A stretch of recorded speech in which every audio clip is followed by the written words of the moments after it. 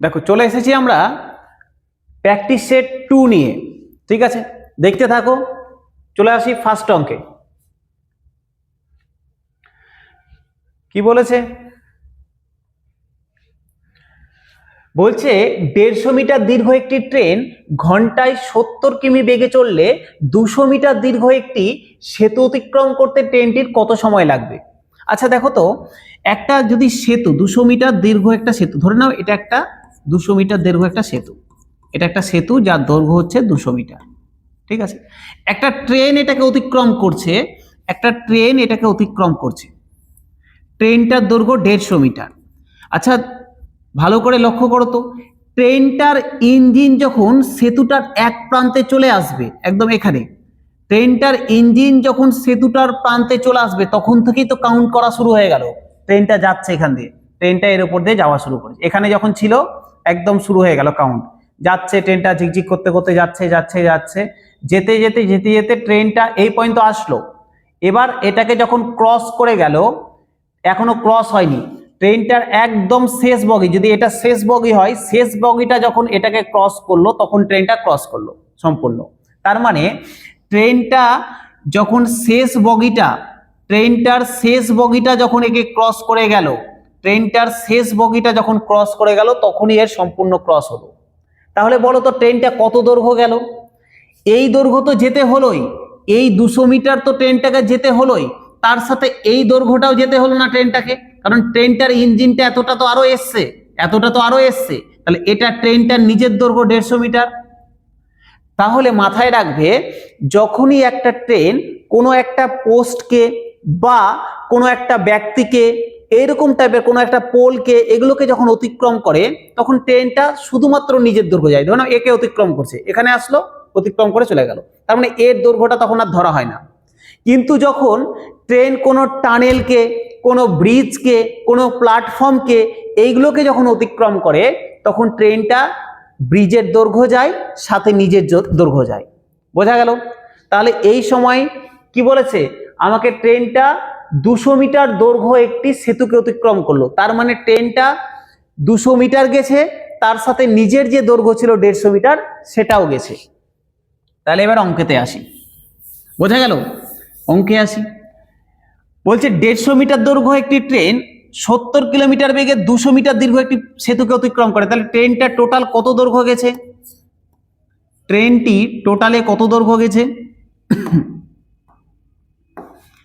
200 তো গেছেই সেতুটার দৈর্ঘ্য, plus 150 metre গেছে নিজের দৈর্ঘ্য, মানে 350 মিটার গেছে।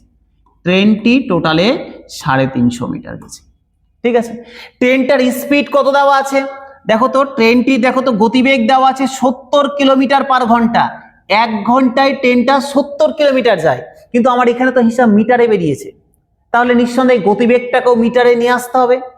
কিলোমিটার পার ঘন্টাকে মিটার পার সেকেন্ডে আনতে গেলে তাকে 5/18 দিয়ে গুণ করতে হয়। তাহলে করে নি, ট্রেনটার গতিবেগটা বের করে নি। গতিবেগ কোশ্চেনে দেওয়া ছিল 70 কিলোমিটার পার ঘন্টা, আমি যদি একে 5/18 দিয়ে গুণ করে দিই তাহলে মিটার পার সেকেন্ডে বেরিয়ে যাবে। ঠিক আছে, মিটার পার সেকেন্ডে কেন বের করছি, কারণ আমার এই হিসাবটা মিটারে দেওয়া আছে। 2 দিয়ে কেটে দিলাম 35 হলো, 2 দিয়ে কেটে দিলাম 9 হলো, তাহলে সমান 35 × 5 করলে কত হবে? 35, 25 আর 150, 175/9। তাহলে ট্রেনটার গতিবেগ হয়ে গেল এখন 175/9 এত মিটার পার সেকেন্ড। ঠিক আছে, এত মিটার পার সেকেন্ড মানে কি, ট্রেনটা এত মিটার 175/9 মিটার যেতে ট্রেনটার সময় লাগে 1 সেকেন্ড, তাহলে 350 মিটার যেতে কত লাগবে? পারবে না? একদম বাচ্চাদের মতো করে দেখো, 175/9 মিটার যেতে ট্রেনটার সময় লাগে 1 সেকেন্ড। তাহলে 1 মিটার যেতে কত লাগবে? 1 মিটার যেতে লাগবে 1/175/9 এত সেকেন্ড। এটা উল্টে যাবে, নিচে আছে উল্টে যাবে, উল্টে গেলে 9টা হয়ে গেল উপরে, আর হচ্ছে 175টা হয়ে গেল নিচে, তাহলে এত সেকেন্ড লাগবে। এটা তো গেল 1 মিটার যেতে, আমাকে কি বের করতে হবে? 350 মিটার যেতে। তাহলে 350 মিটার যেতে ট্রেনটার সময় লাগবে 9/175 ইন্টু 350। ঠিক আছে, 175 দিয়ে 350 কে কেটে দিলাম, 2 দিয়ে চলে গেল কাটা, 2 ইন্টু 175 করলে 350 হয়, 9 2 18। তাহলে আমার অ্যান্সার হয়ে গেল 18 সেকেন্ড। তাহলে ট্রেনটার কত সময় লাগছে স্যার? 18 সেকেন্ড সময় লাগছে। দেখো অপশন সি 18। বোঝা গেল? তাহলে ট্রেনটার টোটাল সময় লাগবে 18 সেকেন্ড। চলে আসি পরের অঙ্কে।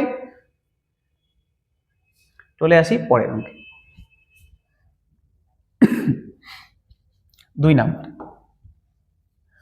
বলছে 9195 টাকা এবিসি এর মধ্যে এমন ভাবে ভাগ করা হলো যাতে করে তাদের প্রাপ্ত টাকা থেকে যথাক্রমে 45 টাকা, 60 টাকা এবং 90 টাকা নিলে বাকি টাকার অনুপাত 2:3:4 হয়। তবে বি কত টাকা পেয়েছিল?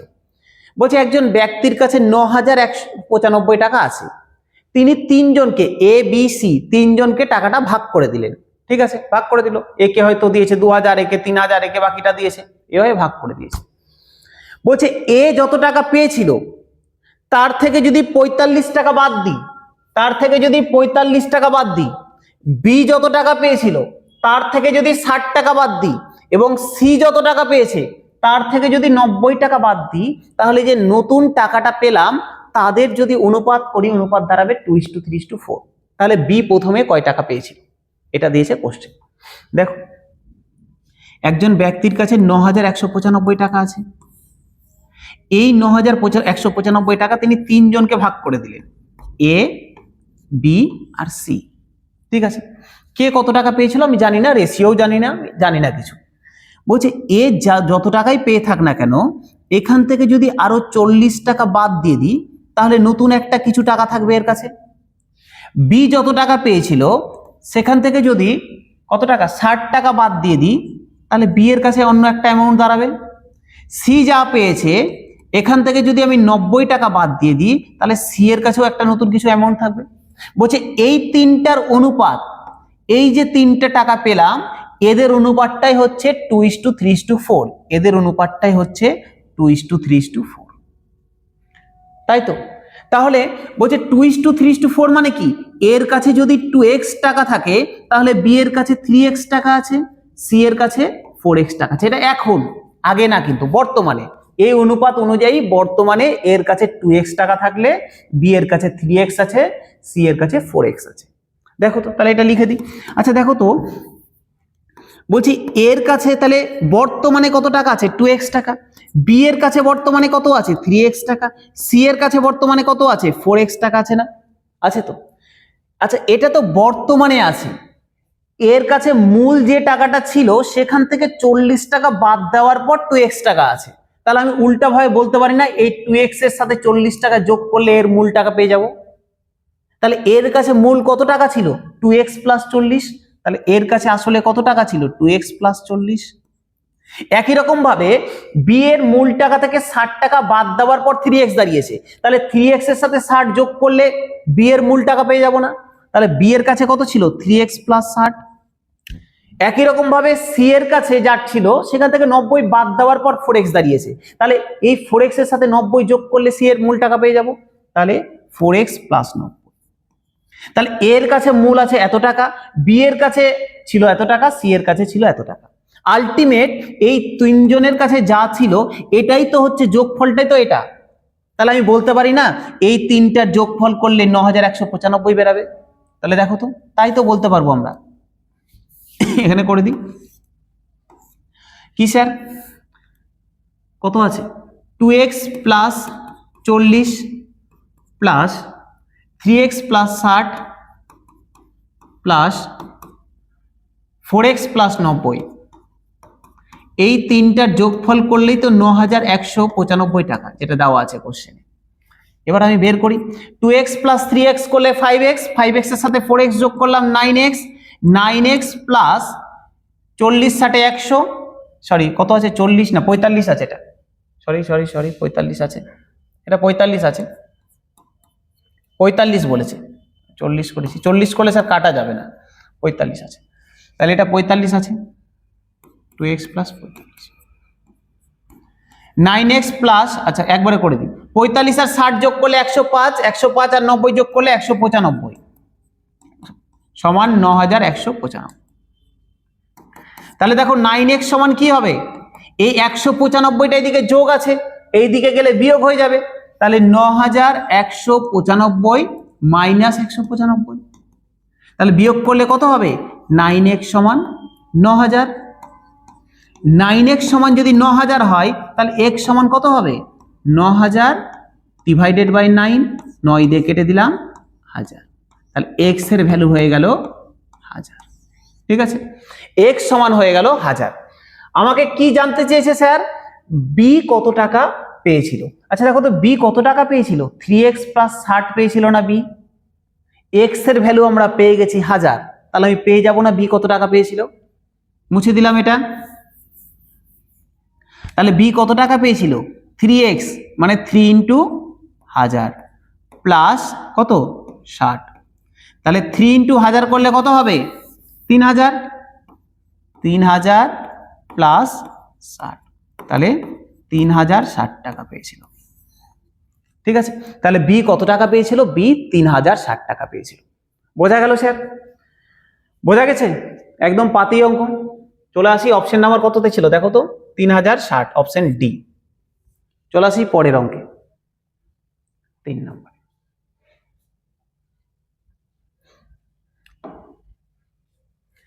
বলছে দুটি সংখ্যার যোগফল 10 হয়, যদি দুটি সংখ্যার যোগফল 10 হয় এবং প্রথম সংখ্যাটি দ্বিতীয় সংখ্যার দ্বিগুণ এবং 6 এর যোগফলের সমান, প্রথম সংখ্যাটি দ্বিতীয় সংখ্যার দ্বিগুণ এবং 6 এর যোগফলের সমান, তবে বড় সংখ্যা থেকে ছোট সংখ্যাটি বিয়োগ করলে বিয়োগফল কত হবে। ঠিক আছে, দেখো বলছে দুটো সংখ্যার যোগফল 10, প্রথম সংখ্যাটি দ্বিতীয় সংখ্যার দ্বিগুণ এবং 6 এর যোগফলের সমান। প্রথম সংখ্যাটা দেখো, দুটো সংখ্যার যোগফল 10 দেওয়া আছে, প্রথম সংখ্যাটা দ্বিতীয় সংখ্যার দ্বিগুণ এবং তার সাথে 6 যোগ করলে তার সাথে সমান। তার মানে আমি এখান থেকে তো এটা বুঝে গেছি যে দ্বিতীয় সংখ্যাটা ছোট, প্রথম সংখ্যাটা বড়। প্রথম সংখ্যাটা দ্বিতীয় সংখ্যার দ্বিগুণ, তার সাথে আবার 6 যোগ করব, তাহলে প্রথম সংখ্যাটা বেরাবে। তাহলে আমি দ্বিতীয় সংখ্যাটা ছোট আছে, আমি ধরে নিলাম, আমি অঙ্কের জন্য ধরে নিলাম আমার দ্বিতীয় সংখ্যাটি হচ্ছে x। তুমি প্রথমটাও x ধরতে পারো, প্রথমটা ধরলে বাই বাই করতে হবে, সমস্যা। দ্বিতীয়টা যদি ছোটটাকে সবসময় ধরার চেষ্টা করবে, ধরলে আমার ক্যালকুলেশনে সুবিধা হবে।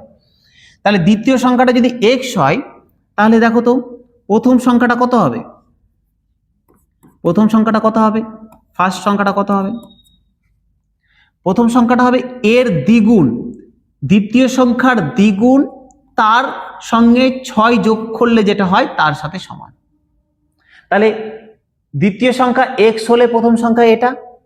কোশ্চেনে দিয়েছে এই দুটোর যোগফল হচ্ছে 10, তাহলে আমরা বলতে পারি না, আমরা এখান থেকে বলতে পারি না স্যার, আচ্ছা এখানেই করে দিই যে x প্লাস 2x প্লাস 6 এই দুটোর যোগফল 10।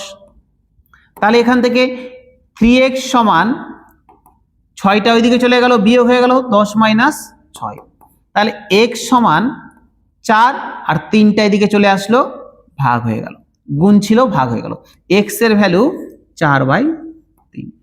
আচ্ছা x এর ভ্যালু 4/3, তার মানে আমি একটা সংখ্যা পেয়ে গেলাম, দ্বিতীয় সংখ্যাটা পেয়ে গেলাম 4/3, তাহলে প্রথম সংখ্যাটাও পেয়ে যাব না। দেখো তো x কি ছিল, দ্বিতীয় সংখ্যা ছিল, দ্বিতীয় সংখ্যার ভ্যালু 4/3 পেয়ে গেছি, প্রথম সংখ্যাটাও পেয়ে যাব না। কি করে পাবো স্যার, এই 4/3 এর ভ্যালুটা এখানে বসিয়ে দিবে, তাও পেয়ে যাবে, বা 10 থেকে 4/3 বাদ দিয়ে দিবে, তাও পেয়ে যাবে। দুটো সংখ্যার যোগফল 10, একটা 4/3, তাহলে আর একটা কত হবে, 10 মাইনাস 4/3, তাও হবে, বা x এর ভ্যালু এখানে বসিয়ে দাও, তাও হবে।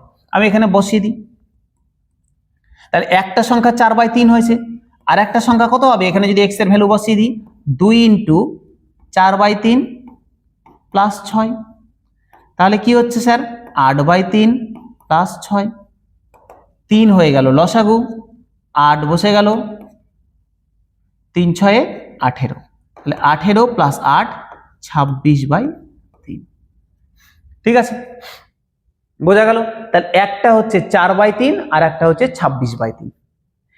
এবার বলেছে আমাকে তাহলে এটা বড় সংখ্যা এটা ছোট সংখ্যা, কোশ্চেনে বলেছে এই দুটোর বিয়োগফল কত হবে, বড় সংখ্যা থেকে ছোট সংখ্যা বাদ দিলে কত হবে, এই দুটোর বিয়োগফল চেয়েছে, এটা আর এটার বিয়োগফল চেয়েছে কোশ্চেন।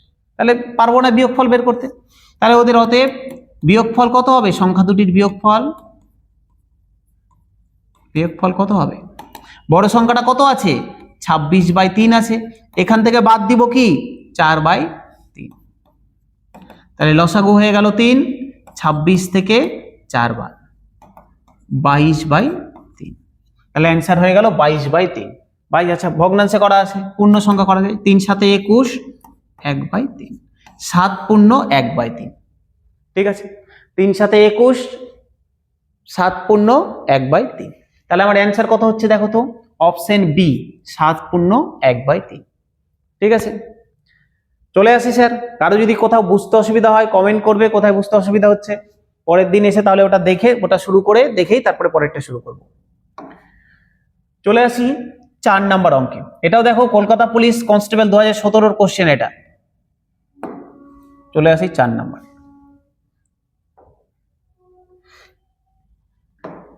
দেখো কি বলেছে, বলছে 2 টু দি পাওয়ার 10 - 1 নিচের কোন সংখ্যাটি দ্বারা বিভাজ্য, নিচে 4টা অপশন দেওয়া আছে, বলছে এই 4টা অপশনের মধ্যে কোন অপশনটা দিয়ে এটাকে ভাঙা যায়, এটা স্যার অপশন তোমাকে দেওয়া থাকতেই হবে, না হলে তুমি এইভাবে করতে পারবে না, ঠিক আছে।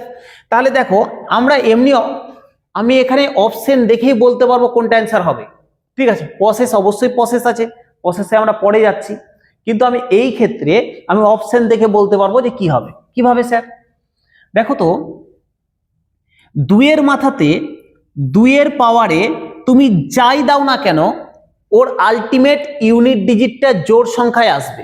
দেখো 2 এর পাওয়ারে যদি 1 দিই 2, 2 এর পাওয়ারে যদি স্কোয়ার দিই 4, 2 এর যদি কিউব করি 8, 2 টু দি পাওয়ার যদি 4 করি 16, ঠিক আছে, 2 টু দি পাওয়ার যদি 5 করি 32। দেখো তো ওর ইউনিট ডিজিট সব সময় জোড় সংখ্যা আসছে না, সব সময় জোড় সংখ্যা আসছে তো, 2ও জোড় সংখ্যা, 4ও জোড় সংখ্যা, 8ও জোড় সংখ্যা, 6ও জোড়, 2ও জোড়, আবার তো রিপিট, আবার 2 তারপরটা আবার 4 আসবে, তারপর আবার 8 আসবে, আবার 6 আসবে, 2 সব সময় 4 ঘর পর পর রিপিট হয়। যাই হোক আমার যেটা বলা উদ্দেশ্য ছিল যে ইউনিট ডিজিট সব সময় জোড় সংখ্যায় আসবে, ঠিক আছে।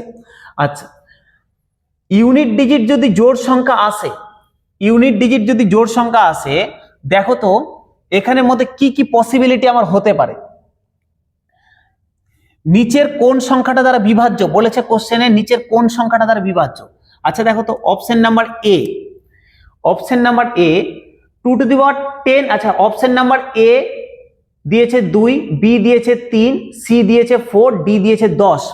আচ্ছা একটা জিনিস লক্ষ্য করো, এর ইউনিট ডিজিট এসে জোড় সংখ্যা, তার মানে 2 এর মাথায় যদি আমি 10 বের করি আর যাই হোক না কেন এর ইউনিট ডিজিট একটা ইভেন নাম্বার, একটা জোড় সংখ্যায় আসবে, এটা তো আমি বুঝে গেলাম যে এর 2 টু দি পাওয়ার 10 বের করলেও এর ইউনিট, আর সামনে যা ইচ্ছা থাকতে পারে কিন্তু ওর ইউনিট ডিজিটটা জোড় সংখ্যা আসবে। আচ্ছা এখান থেকে যদি আমি 1 বাদ দিয়ে দিই তাহলে দেখো তো আলটিমেট 1 বাদ দেওয়ার পর ওর ইউনিট ডিজিটটা বিজোড় হয়ে যাবে না, বিজোড় হয়ে যাবে, তো বড় করে লিখে দিই,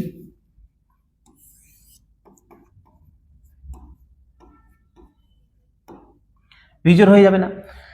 জোড় সংখ্যা থেকে আমি 1 বাদ দিচ্ছি, ওর জোড় শেষ অঙ্কটা, ওর শেষ অঙ্ক একক অঙ্ক থেকে, একক অঙ্কটা জোড় ছিল, ওখান থেকে যদি আমি 1 বাদ দিয়ে দিই আলটিমেট বিজোড় হবে। তো তুমি ধরো আমি যে কোনো একটা উদাহরণ লিখছি, ধরো একটা সংখ্যা লিখলাম 1 5 7 3 6 জোড় ছিল, আমি যদি এখান থেকে 1 বাদ দিয়ে দিই তাহলে একটা যদি বাদ দিই,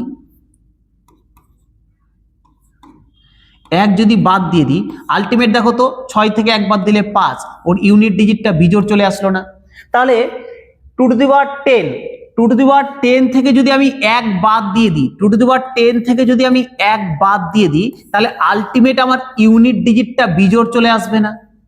এবার অপশন দেখে বলো ইউনিট ডিজিট যদি বিজোড় চলে আসে, ইউনিট ডিজিট যদি বিজোড় চলে আসে, এবার বিজোড়ের মধ্যে যা ইচ্ছা আসতে পারে, 1 হতে পারে, 3 হতে পারে, 5 হতে পারে, 7 9 যা ইচ্ছা আসুক না কেন, কোনো বিজোড় সংখ্যা যদি ইউনিট ডিজিট থাকে 2 দিয়ে কখনো ভাগ যাবে?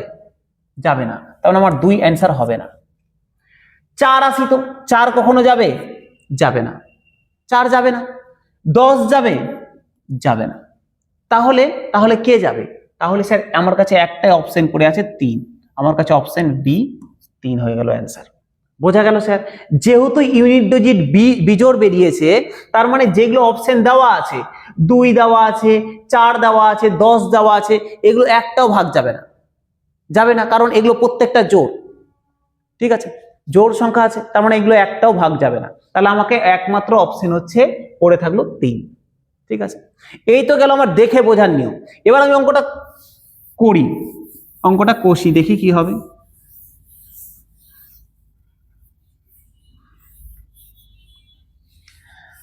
দেখো দেওয়া ছিল 2 টু দি পাওয়ার 10 মাইনাস 1। আচ্ছা দেখো তো, 2 টু দি পাওয়ার 10 মাইনাস 1 আমি একে লিখতে পারি না 2 টু দি পাওয়ার 5 তার স্কোয়ার মাইনাস 1 এর স্কোয়ার। 5 2 10, 5 2 10 মাইনাস 1, 1 এর পাওয়ার স্কোয়ার আমি দিতেই পারি, কারণ যাই দিই 1 এর পাওয়ারে 1ই আসবে। দেখো তো এটা দেখতে a square minus B square হয়ে গেছে না? দেখতে a স্কোয়ার মাইনাস বি স্কোয়ারের মতো হয়ে গেছে না? a স্কোয়ার মাইনাস বি স্কোয়ারের ফর্মুলা কি? a plus B into A minus B. তাহলে আমি এর জায়গাতে লিখতে পারি a plus B into A minus B. আমি যদি 2 to the power 5 K a ভাবি আর 1 কে যদি b ভাবি, তাহলে a square minus B square আমি এর জায়গাতে লিখতে পারি না a plus B into A minus B, লিখতে পারি।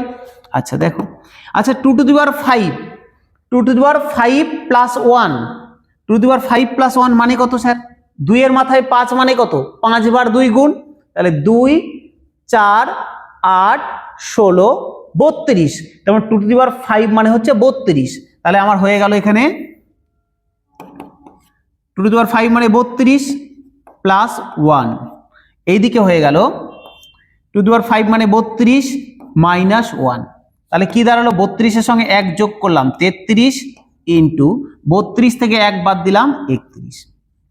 তাহলে এই সংখ্যাটা আলটিমেট আমার 2 টু দি পাওয়ার 10 মাইনাস 1 মানে হচ্ছে 33 ইন্টু 31। ঠিক আছে, তাহলে এবার বলো এই সংখ্যাটা নিচের 4টা অপশনের মধ্যে কোনটা দিয়ে ভাগ যাবে? দেখো 31 তো হচ্ছে গিয়ে মৌলিক সংখ্যা, 31 কে তো ভাগ যাবে না, 31 তো মৌলিক সংখ্যা, 31 দিয়ে কাউকে ভাগ যাবে না। তাহলে 31 এর গল্প বাদ, পড়ে থাকলো 33। বলছে 4টা অপশনের মধ্যে কোন অপশন দিয়ে 33 কে ভাগ যায়? 2 দিয়ে যায়? যায় না। 3 দিয়ে যায়? একমাত্র 3 দিয়েই যায়। 4 দিয়েও যায় না, 10 দিয়েও যায় না। তাহলে আমি এখানে 33 দেখে বুঝে গেলাম যে আমার অ্যান্সারটা বি 3 হবে। ঠিক আছে, বোঝা গেল? আর না হলে তুমি যেভাবে বললাম স্যার 2 এর মাথায় 10 আছে, 2 এর মাথায় যাই থাক না কেন জোড় অ্যান্সার দিবে, জোড় থেকে আমি 1 বাদ দিব, তাহলে ইউনিট ডিজিটটা বিজোড় হবে। তার মানে স্যার আমার এখানে 2 4 10 কোনোটাই অপশন হতে পারে না, আমার অপশন বি 3 হবে। ঠিক আছে, চলে আসি পরের অঙ্কে। 5 নাম্বার দেখো, বলছে যদি কোনো একটি আমানতের 2 বছরে 5% হারে চক্রবৃদ্ধি সুদ ও সরল সুদের অন্তর 122 টাকা হয়, তবে আমানতের পরিমাণ কত? আমানত মানে আসল টাকা। বলছে যদি কোনো একটা আমানতের 2 বছরে 5% হারে চক্রবৃদ্ধি সুদ এবং সরল সুদের পার্থক্য 122 টাকা হয়, তাহলে আমানতটা কত ছিল বা আসলটা কত ছিল? একটা আসল আছে, 2 বছর রেখে দিয়েছি, কত পার্সেন্ট হারে? 5% হারে। তাহলে 5% হারে তাদের সরল সুদ চক্রবৃদ্ধি সুদের পার্থক্য 122 টাকা। তাহলে আমানতটা তোমার হচ্ছে আসলটা কত ছিল? কি করব স্যার এই টাইপের অঙ্ক? বলছি সব সময় এই চক্রবৃদ্ধি সুদ রিলেটেড অঙ্কগুলোতে একটা নিয়মকে সব সময় করার চেষ্টা করবে, কোনো ক্ষেত্রে এটা একটু বড় হলেই আলটিমেট ওভারঅল যতগুলো তুমি করবে আলটিমেট এই নিয়মটাই বেশিরভাগ জায়গাতে কাজে লাগবে। ঠিক আছে, দেখে নাও কি নিয়ম বলছি। স্যার 5% মানে কত? 5/100, 5 দিয়ে যদি কেটে দিই তাহলে 20, 1/20, তাই তো 5% মানে 1/20। আচ্ছা কয় বছর বলেছে? 2 বছর বলেছে না? আমাকে 2 বছর বলেছে, যেহেতু 2 বছর বলেছে, এই 1/20 করে আমি দুবার লিখে দেব, 1/20 করে দুইবার লিখে দিলাম। ঠিক আছে, যেহেতু 2 বছর বলেছে আমি দুবার লিখে দিলাম। এবার স্যার দেখো নিচে যেটা পড়ে আছে, কত পড়ে আছে, 20 আর 20, এদের গুণফলকে উপরে লিখে দেবো, লসাগু না। তুমি লসাগু নিতে পারো তো, তাহলে আমার অঙ্কটা অ্যান্সার গুলো সব ভগ্নাংশে আসবে, অ্যান্সার না, আমার ক্যালকুলেশন গুলো ভগ্নাংশে আসবে। আমি ভগ্নাংশটাকে অ্যাভয়েড করার জন্য আমি সবসময় এদের গুণফল নিব, এই দুটোর গুণফলকে উপরে লিখে দেবো। দেখো 2 2 4 আর দুটো শূন্য আছে, দুটো শূন্য লিখে দিলাম। ঠিক আছে, 400। এবার এই 400-র 1/20 যদি আমি করি, 400-র 1/20 করি, আমার কত অ্যান্সার দিবে? দেখো 0 0 কেটে গেল, 2 দিয়ে 40-কে কাটবো 20, দেখো 0 0 কেটে যাবে, 2 দিয়ে 40-কে কাটবো 20, তাহলে 400-র 1/20 করলে 20 হয়ে গেল। আবার একই রকম ভাবে এই 400-র যদি 1/20 করে, তাহলে এখানেও 20 অ্যান্সার দিবে। আমার দেখো কত সুন্দর জিনিস, আমি বলছি যদি আমি 400 টাকা রাখি 5% হারে, তাহলে আমি প্রথম বছর 20 টাকা সুদ পাবো, দ্বিতীয় বছর 20 টাকা পাবো সরল সুদে থাকলে। এটা বেরালো, এই দুটোর যে যোগফল বেরালো, এই দুটো হচ্ছে সরল সুদ। যদি আমি সরল সুদে রাখতাম তাহলে আমি 40 টাকা পেতাম। আচ্ছা, যেহেতু চক্রবৃদ্ধি সুদে রেখেছি, সেই জন্য প্রথম বছর যে 20 টাকা পাবো, দ্বিতীয় বছর 20 টাকা পাবো, প্লাস এই 20 টাকার উপরে আবার আমি সুদটা পাবো। তো তার জন্য কি করব, এই 20 টাকার আবার 1/20 করে দেব। দেখো প্রথমে এই দুটোর গুণফল লিখেছিলাম, গুণফল স্যার কি করলাম, 400-র 1/20 করলে 20 হলো, 400-র 1/20 করলে 20 হলো। এবার করব কি, যেহেতু চক্রবৃদ্ধি সুদ বলেছে, এই 20-র আবার 1/20 করব। তাহলে 20-র 1/20 করলে কত হবে, 20 20 কেটে যাবে, 1 হবে না? 1 হবে তো। এবার দেখো এর মধ্যে সবকিছু হয়ে গেছে, তুমি যদি এইটুকুটা একটু ভালো করে শিখে নিতে পারো, তাহলে এর মধ্যে তোমার যা যা কোশ্চেনে চাইতে পারে সব টাইপ হয়ে গেছে। কি স্যার, যদি বলতো সরল সুদ, তাহলে এই যে 40, এই দুটোর যোগফল সরল সুদ। যদি বলতো চক্রবৃদ্ধি সুদ, সব কটার যোগফল চক্রবৃদ্ধি সুদ। দেখো 20 20 40 আর 1 41, টোটালটা হয়ে গেল চক্রবৃদ্ধি সুদ। যদি বলে পার্থক্য, তাহলে বলতো শুধুমাত্র নিচে যেটা পড়ে আছে সেটা হয়ে গেল পার্থক্য, মানে 1। তুমি যদি এমনিও ভাবো, দেখো 40 টাকা সরল সুদ আর সবগুলো যোগফল মানে 40 + 1 41 টাকা চক্রবৃদ্ধি সুদ, তাহলে পার্থক্য কত হবে, 1 হবে। তো আমার অত ভাবার দরকারই নেই, আমাকে পার্থক্য বলেছে, শুধুমাত্র যেটা নিচে পড়ে আছে সেটা পার্থক্য, কত পড়ে আছে, 1, তাহলে 1 হয়ে গেল পার্থক্য। তাহলে চক্রবৃদ্ধি সুদ সরল সুদের পার্থক্য কত, 1। আমার এইগুলো এখন দরকার নেই অঙ্কে, 1। এই 1 হয়ে গেল পার্থক্য। কোশ্চেনে বলেছে না, পার্থক্য হচ্ছে 122, তাহলে আমি বলতে পারি না 1 = 122, বলতে পারি তো। আমাকে কি বের করতে দিয়েছে, আমাকে আমানতের পরিমাণ মানে আসল বের করতে দিয়েছে। আসল কোনটা স্যার, এই যে মাথার উপরে যেটা আমি গুণ করে রেখেছিলাম, এটাই আসল।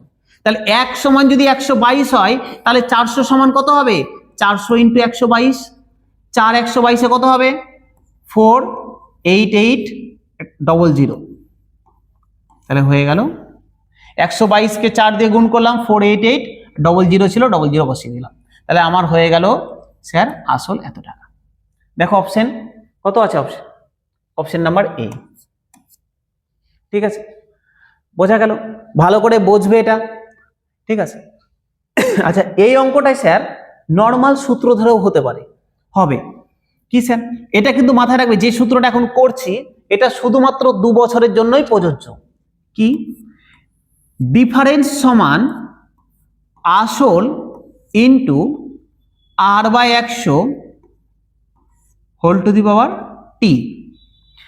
ডি মানে ডিফারেন্স মানে পার্থক্য, পি মানে আসল, আর মানে সুদের হার, টি মানে সময়। ঠিক আছে, দেখো আচ্ছা ডিফারেন্স কত দেওয়া ছিল স্যার, কত টাকা পার্থক্য, 122 টাকা, তাহলে 122 সমান পি মানে কত, পি মানে স্যার বের করতে হবে আমাকে, এটাই তো বের করতে হবে, তাহলে পি ইন্টু আর মানে কত, আর মানে দেখো 5/100, টি মানে কত বছর, 2 বছর, তাহলে মাথার উপরে 2, 122 সমান 5 দিয়ে কেটে দিলাম 20, তাহলে 1/20 আছে, 1-এর স্কয়ার করলে উপরে 1 হয়ে গেল, 20-র স্কয়ার করলাম 400 হয়ে গেল। ঠিক আছে, আমি কি বের করব, পি এর ভ্যালু, তাহলে 400টা এদিকে নিচে আছে, এদিকে আসলে গুণ হয়ে যাবে, তাহলে 122 × 400 সমান হচ্ছে পি। তাহলে 122 ইন্টু 400, 4 দিয়ে 122, 48800 সমান, তাহলে পি তো ছিল আসল, তাহলে আসল সমান এটা। ঠিক আছে, এবার স্যার মনে হতে পারে অনেকে, স্যার এটাই তো সোজা স্যার, অত খাটনি করার কি দরকার ছিল? এটা অবশ্যই সোজা, কিন্তু এটা শুধুমাত্র এই পার্থক্য টাইপের অঙ্ক দিবে, তার জন্য এটা প্রযোজ্য। আমি আগেরটা কেন করলাম, আগেরটা যদি শিখে রাখো তাহলে চক্রবৃদ্ধি সুদ রিলেটেড তোমার পার্থক্য যদি বলে, তোমাকে যদি আসল বের করতে বলে, তোমাকে যদি সরল সুদ বের করতে দেয়, তোমাকে যদি চক্রবৃদ্ধি সুদ বের করতে দেয়, বা শুধুমাত্র দ্বিতীয় বছরের সুদ বের করতে দেয়, সবগুলোই আগেরটা থেকে হয়ে যাবে। ঠিক আছে, তাহলে করে রাখবে স্যার। চলো পরেরটাই আসি, চলে আসি 6 নম্বর অঙ্কে।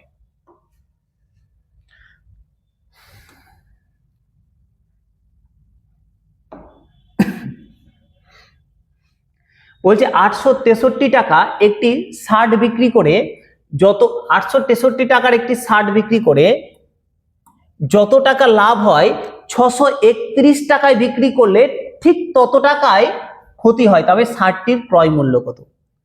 863 টাকার একটি শার্ট বিক্রি করে যত টাকা লাভ হয় 631 টাকায় শার্টটা বিক্রি করলে তত টাকাই ক্ষতি হয়, তাহলে শার্টটার ক্রয় মূল্য কত? দেখো তো, বলছে আমার কাছে একটা শার্ট আছে, এই শার্টটাই ধরে নাও 863 টাকায় বিক্রি করছি, তাহলে আমার কিছু একটা লাভ হচ্ছে। এবার আমি যখন 631 টাকায় শার্টটা বিক্রি করছি, ওই যে আমার 831 টাকায় বিক্রি করলে যে টাকাটা লাভ হচ্ছিল, 631 টাকায় বিক্রি করলে ঠিক ততটাই ক্ষতি হচ্ছে। মানে ওখানে যদি 100 টাকা লাভ হয়ে থাকে, এখানে বিক্রি করলে 100 টাকা লস হচ্ছে। তাহলে বলছে ক্রয় দাম, কেনা দাম কত? তাহলে এটা তো বুঝে গেছি স্যার, আমার কেনা দাম এই দুটোর মাঝামাঝি কিছু একটা হবে। ঠিক আছে, তাহলে দেখি কত দাম হবে। স্যার কি হবে স্যার? একদম পাতি স্যার, এর কেনা দাম সমান হবে এই দুটোর যোগফল ভাগ 2। তাহলে কি ছিল? 863 প্লাস 631 ডিভাইডেড বাই 2।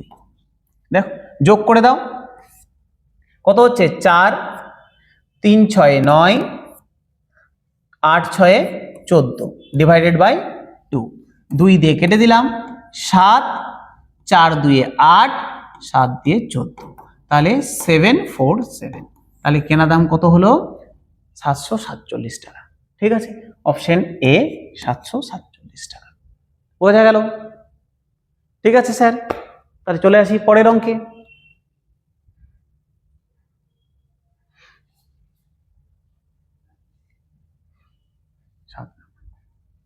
দেখো, বলছে কোন দোকানদার কি অনুপাতে প্রতি কেজি 15 টাকা ও প্রতি কেজি 12 টাকা দামের ডাল মিশ্রণ করে প্রতি কেজি ডাল 16 টাকা 50 পয়সায় বিক্রি করলে তার 20% লাভ হবে। বলছে আমি দোকানদার, বলছে আমার কাছে দুটো ডাল আছে, একটা 15 টাকা কেজি আর একটা হচ্ছে 12 টাকা কেজি। বলছে আমি এই দুটো আলাদা আলাদা দামের ডাল কি অনুপাতে মেশাবো যাতে করে মিশ্রিত ডাল 16 টাকা 50 পয়সা দামে বিক্রি করলে আমার 20% লাভ থাকবে। আচ্ছা দেখো তো, আমার দুটো ডাল আছে, একটার কেনা দাম 15 টাকা, একটার কেনা দাম 12 টাকা। আর নতুন যে ডালটা মেশানোর পর আমি 15 টাকার কিছুটা ডাল নিয়েছি, 12 টাকার কিছুটা ডাল নিয়েছি, এই দুটো ডালকে মেশালাম, মিশিয়ে বলছে আমি মেশানোর পর তো একটা নতুন দাম হবে। বলছে ওই নতুন দামটা কত? নতুন দামটা হচ্ছে 16 টাকা 50 পয়সা, কিন্তু এটা আমার বিক্রি দাম, এটা কিন্তু কেনা দাম না। এটা আমার কেনা দাম ছিল, এটা আমার কেনা দাম ছিল। আর এখানে বলেছে 16 টাকা 50 পয়সায় বিক্রি করলে 20% লাভ হয়, তার মানে এটা আমার কেনা দাম না, এটা আমার বিক্রি দাম। তাহলে আগে আমাকে এখান থেকে কেনা দামটা বের করতে হবে, তারপরে আমি হিসাব করব। ঠিক আছে, এটা মিশ্রণের অঙ্ক। দেখো, আচ্ছা দেখো তো, 20% লাভ হয়, আমি এটা কেনা দামটা বের করে নিই। 20% লাভ হয় তার মানে কি? 120 টাকা বিক্রি দাম হলে কেনা দাম 100 টাকা, তাই তো? লাভ লস সবসময় কেনা দামের উপর হয়, তার মানে 20% লাভ মানে আমি যদি 100 টাকা আমার কেনা দাম হয়, তাহলে আমি 120 টাকায় বিক্রি করেছি। বোঝা গেল? তাহলে দেখো তো, 120 টাকা যদি আমার বিক্রি দাম হয়, তাহলে কেনা দাম 100 টাকা। কোশ্চেনে দিয়েছে 16 টাকা 50 পয়সা আমার বিক্রি দাম, তাহলে কেনা দাম কত? কেন স্যার আমি 120 নিচে লিখলাম আর 100 উপরে লিখলাম? আমার পরীক্ষা হলে এটাই ভুল হয়, অনেকে ভাববে 100 নিচে 120 উপরে। ঠিক আছে, মাথায় রাখবে যেটা দেওয়া থাকে সেটাকে নিচে লিখতে হয়, আর যেটা বের করতে দিয়েছে সেটাকে উপরে লিখতে হয়। দেখো তো কি দেওয়া আছে, 16 টাকা 50 পয়সাটা আমার কি বিক্রি দাম, ওই জন্য বিক্রি দামটাকে নিচে লিখলাম। আর কি বের করতে হবে, কেনা দাম বের করতে হবে, ওই জন্য কেনা দামটাকে উপরে লিখলাম। ঠিক আছে, পয়েন্ট উঠিয়ে দিই। পয়েন্ট উঠিয়ে দিলে স্যার 1 পয়েন্টের পরে দুটো সংখ্যা আছে, দুটো শূন্য। 100 100 কেটে গেল, 0 0 কেটে দিলাম, কাটা যাবে 3 দিয়ে কেটে দিই, 3 4 12, 3 দিয়ে কেটে দিলাম, 3 5 15, 3 5 15, তাহলে আমার দাঁড়ালো 55/4। এটা আমার কেনা দাম। এবার আমি এর উপরে অ্যালিগেশন মেথড অ্যাপ্লাই করতে পারি। দেখো আমার কাছে দুই প্রকার চাল ছিল, একটা 15 টাকা কেজি, একটা 12 টাকা কেজি। একটা 15 টাকায় কিনেছি 15 টাকা কেজি দরে, একটা কিনেছি 12 টাকা কেজি দরে। আলটিমেট দুটাকে মেশানোর পর আমার নতুন দাম হয়েছে 55/4। 55/4, তাহলে যেটা নতুন দাম হয়েছে ওটাকে নিচে লিখে দিলাম। কাজ কি স্যার, নিয়ম কি, কোনাকুনি বিয়োগ করে দেব, বড় থেকে ছোটটা বাদ। দেখো তো 55/4 থেকে 12 বাদ দিচ্ছি, এমন না যে এটা থেকে এটাই বাদ দিতে হবে, যেটা বড় থাকবে বড় থেকে ছোটটা বাদ দেবো, মানে এই দুটো ডিফারেন্স নিব আমি। এটা থেকে এটা হতে পারে, এটা থেকে এটা হতে পারে। ঠিক আছে, 55/4 থেকে 12 বাদ দিব। তুমি স্যার বাদ দিতে পারো পাশে বিয়োগ করে, আমি বলছি স্যার মুখে মুখে বাদ দিবে, কত টাইম তো পরীক্ষা হলে নাই, মুখে মুখে স্যার কিভাবে বাদ দিব? দেখো তো এখানে নিচে কত আছে 4, তাহলে আমাকে এখানেও নিচে 4 বানাতে হবে। তাহলে স্যার যদি নিচে 4 বানাতে হয় তাহলে উপর নিচে 4 দিয়ে গুণ, তাহলে 48/4 হয়ে যাবে না, 4 12 48/4। তাহলে 55/4 থেকে 48/4 বাদ, 55 থেকে 48 বাদ দিলে কত হয় 7, 7/4। যদি না পারো তাহলে বাদ দিয়ে নিবে পাশে। ঠিক আছে, আমি কি বললাম, এখানে যেহেতু নিচে 4 আছে উপর নিচে 4 দিয়ে গুণ করলাম, 48/4, 55 থেকে 48 বাদ দিলে 7, তাহলে 7/4। তাহলে একই রকম ভাবে এটাও 15 থেকে বাদ দিচ্ছি 55/4, তাহলে নিচে 4 আছে উপর নিচে 4 দিয়ে গুণ, 4 15 60, 60/4, 60/4 থেকে 55/4 বাদ দিব 5/4, হয়ে গেল। তাহলে দেখো নিচে 4 আছে, এরও নিচে 4 আছে, কেটে দিলাম, তাহলে আমার অনুপাত দাঁড়ালো 7:5। 7:5। তাহলে কি দেখো তো, তাহলে বলছে যে এই যে প্রথম কি অনুপাতে মিশাতে হবে, এটাই তো চেয়েছে, আর তো কিছু চাইনি। হ্যাঁ অনুপাতই চেয়েছে। দেখো বলেছে কি অনুপাতে মিশাতে হবে, 7:5 অনুপাতে মিশাতে হবে। তার মানে 15 টাকা কেজি দরের চাল যদি আমি 7 কেজি নিয়ে থাকি, তাহলে 12 টাকা কেজি দরের চাল আমি 5 কেজি নিব। ঠিক আছে, তাহলে অনুপাতটা কি হবে, 7:5 হবে। অপশন দেখো, অপশন নাম্বার সি 7:5। ঠিক আছে, চলে আসি পরের অঙ্কে, 8 নম্বরে আসি। বলছে একটি ব্যাগে থাকা 50 পয়সা 25 পয়সা ও 10 পয়সার মুদ্রার সংখ্যার অনুপাত 5:8:3 এবং মোট টাকার পরিমাণ 144 টাকা, তাহলে 50 পয়সার মুদ্রা কয়টি আছে? দুটো জিনিস মাথায় রাখবে, এই ধরনের যখন অঙ্ক দিবে এটা দু রকম ভাবে দিতে পারে। কি রকম? এক হচ্ছে যদি মুদ্রার সংখ্যার অনুপাত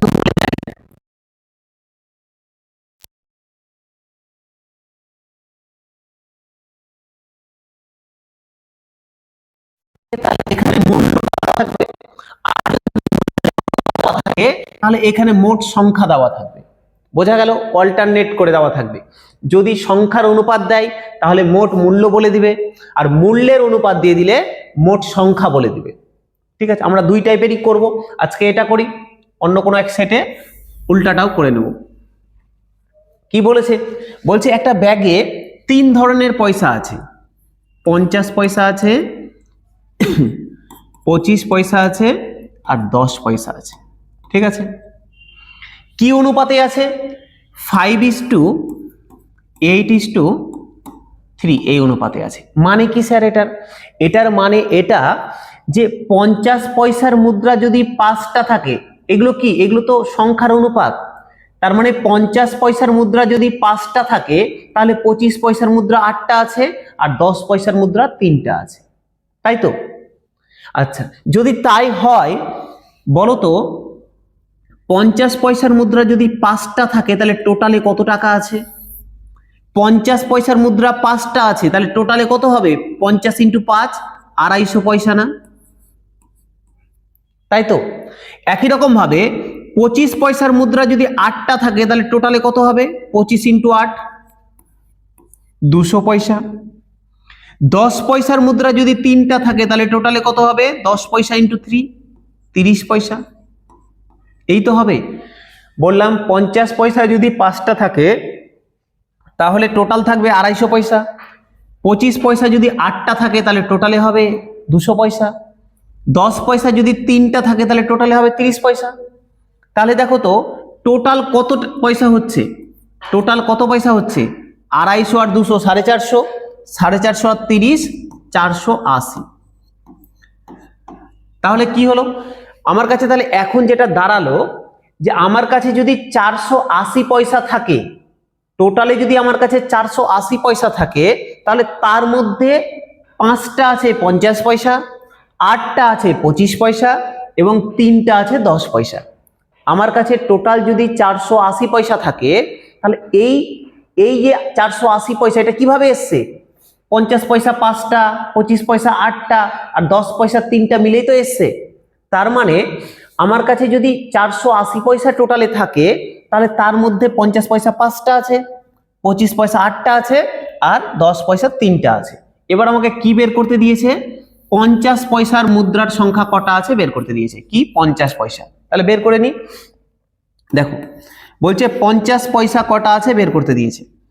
টোটালে 480 পয়সা যখন ছিল, 480 পয়সার মধ্যে 50 পয়সা কটা ছিল? 5টা ছিল না? 480 পয়সার মধ্যে 50 পয়সা ছিল 5টা, তাহলে 144 টাকাতে কটা থাকবে? তাহলে ইন্টু 144। ঠিক আছে, কিন্তু এটা আছে পয়সাতে, এটা আমি তো টাকাতে করতে পারি না, তাহলে আমাকে সবগুলোকে পয়সাতে আনতে হবে। তাহলে 144 টাকা মানে কত পয়সা? দুটো শূন্য দিয়ে দিলাম, 100 দিয়ে গুণ, এত পয়সা। আমি টাকাটাকে পয়সাতে কনভার্ট করে নিলাম। তাহলে এবার দেখো 480 পয়সাতে 50 পয়সা 5টা আছে, তাহলে এত পয়সাতে কটা থাকবে? এই তো আমার অ্যান্সার হয়ে যাবে। দেখো শূন্য শূন্য কেটে দিলাম, 12 দিয়ে কাটা যাবে, 4 12 48, 12 দিয়ে কেটে দিলাম, 12 12 144, একটা শূন্য বসে গেল। 4 দিয়ে কেটে দিলাম, 3 4 12, শূন্য বসে গেল। 30 দিয়ে 5কে গুণ করছি, 30 5 150। তাহলে 50 পয়সা কয়টা আছে? 150টা আছে। অপশন নাম্বার এ 150। ঠিক আছে, বোঝা গেল? তাহলে 50 পয়সা কটা আছে? 150টা আছে। যদি বলতো 25 পয়সা কটা আছে, তাহলে 480 পয়সাতে 25 পয়সা আছে 8টা, তাহলে এততে কত? যদি বলতো 10 পয়সা কটা আছে, 480 পয়সাতে 10 পয়সা আছে 3টা, তাহলে এততে কত? ঠিক আছে, চলে আসি আমরা পরের অঙ্কে। দেখো 9 নাম্বার বলছে পিতার বয়স পুত্রের বয়সের 3 গুণ। ভালো কথা। 12 বছর পর যদি পিতার বয়স পুত্রের বয়সের দ্বিগুণ হয় তবে পুত্রের বর্তমান বয়স কত? কি বলেছে স্যার? বলছে দেখো আগে পুত্রের বয়সটা ধরে নিই। আমি ধরে নিলাম পুত্রের বয়স x বছর। আমাকে কোশ্চেনে বলেছে পিতার বয়স পুত্রের বয়সের 3 গুণ। তাহলে যদি পুত্রের বয়স x হয় তাহলে পিতার বয়সের 3 গুণ 3x হবে। তাহলে আমি এখান থেকে বলতে পারবো পিতার বয়স 3 × x এত বছর। আচ্ছা ইন্টু কেটে দিই, একবারে 3x লিখে দিই। তো ইন্টুকে আবার অনেকে x ভেবে নেবে, 3x বছর। বোঝা গেল? আমি ধরলাম পুত্রের বয়স x বছর, কোশ্চেনে বলেছে পিতার বয়স পুত্রের বয়সের 3 গুণ, তাহলে পিতার বয়স 3x বছর। এবার কি বলছে পরের লাইনে আসি। 12 বছর পর যদি পিতার বয়স পুত্রের বয়সের 12 গুণ দ্বিগুণ হয়ে যায় তবে পুত্রের বর্তমান বয়স কত? আচ্ছা বলো তো 12 বছর পর পুত্রের বয়স কত হবে? এখন যদি x থাকে তাহলে 12 বছর পর পুত্রের বয়স কত হবে? পুত্রের বয়স কত হবে? এখন আছে এক্স, 12 বছর পরের সাথে 12 যোগ এক্স প্লাস 12, এটা 12 বছর পর হয়ে গেল। আচ্ছা 12 বছর পর পিতার বয়স কত হবে?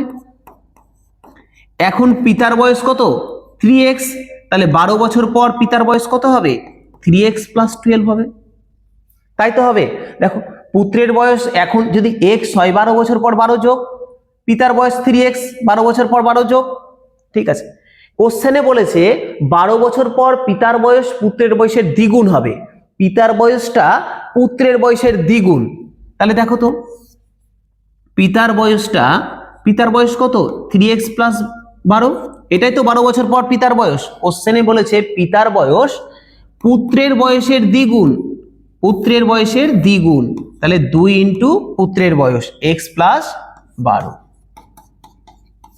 ঠিক আছে। 12 বছর পর পিতার বয়স পুত্রের বয়সের দ্বিগুণ, এখান থেকে আমি x এর ভ্যালু বের করে নেব। 3x প্লাস 12 সমান 2 দিয়ে গুণ করছি 2x প্লাস আছে প্লাস দিলাম 2 12 24 হয়ে গেল। x গুলোকে একদিকে আনি, 3x 2x টা এদিকে প্লাস আছে এদিকে আসলে মাইনাস হয়ে যাবে, 3x মাইনাস 2x সমান 24 মাইনাস 12, 3x থেকে 2x বাদ দিলে x সমান 24 থেকে 12 বাদ দিলে 12, তাহলে x সমান বেরিয়ে গেল 12। xটা কি ছিল? পুত্রের বর্তমান বয়স ছিল, তাহলে পুত্রের বর্তমান বয়স কত? 12। আমাকে কি জানতে চেয়েছে? পুত্রের বর্তমান বয়স চেয়েছে, তাহলে পুত্রের বর্তমান বয়স কত ছিল? x ছিল, x সমান 12 বেরিয়ে গেছে, তাহলে আমার অ্যান্সার হয়ে গেল 12। যদি বলতো পিতার বর্তমান বয়স কত? পিতার কত? 3x, তাহলে 3 ইন্টু 12 36 হয়ে যেত, বোঝা গেল। দেখো এবার মেলাও মিলে যাবে, পুত্রের বয়স 12, পিতার 36, 12 বছর পরে পুত্রের কত হবে? 12 12 24 হয়ে যাবে, আর পিতার কত হবে? 36 আর 12 48, দেখো 24 এর ডবল হয়ে গেছে 48, পিতার বয়স পুত্রের বয়সের দ্বিগুণ হয়ে গেছে, বোঝা গেল স্যার। স্যার এগুলো যেগুলো ছোট অঙ্ক আছে, দেখো এমন কিছু নাই কিন্তু তোমাকে এত কিছু তোমাকে এখন করছো তাই কিন্তু এত কিছু করতে হবে না, তোমাকে এখন দেখে মনে হচ্ছে স্যার এক্স ধরে করছেন, অন্য কোনো নিয়ম হবে না। অঙ্কগুলো আগে শিখে নাও, সবকিছুতে শর্টকাট অ্যাপ্লাই করতে যাবে না, আগে শিখে নাও। এমনও এটা কঠিন না যেখানে নেহাতি অনেক বড় হয়ে যাবে, যেখানে অ্যাপ্লাই করতেই হবে শর্টকাট সেখানে অ্যাপ্লাই করবে। অঙ্ক না শিখলে কিন্তু, আর এখন কিন্তু কোশ্চেনের প্যাটার্ন এমন নেই যে আমি 2-4টা নিয়ম শিখে গেলাম আর নিয়মে ডিরেক্ট গিয়ে অঙ্ক বসিয়ে দেবো মিলে যাবে, এরকম কিন্তু আর কোশ্চেন আসছে না। কিন্তু এখন তোমাকে কিন্তু অঙ্ক বুঝতে হবে যে ভিতরে অঙ্কটা কি বলতে চেয়েছে, কিভাবে বের করব বুঝতে হবে, অঙ্ক শিখতে হবে, তারপরে তুমি শর্টকাট অ্যাপ্লাই করো। হয়ে গেল, চলে আসি পরের অঙ্কে।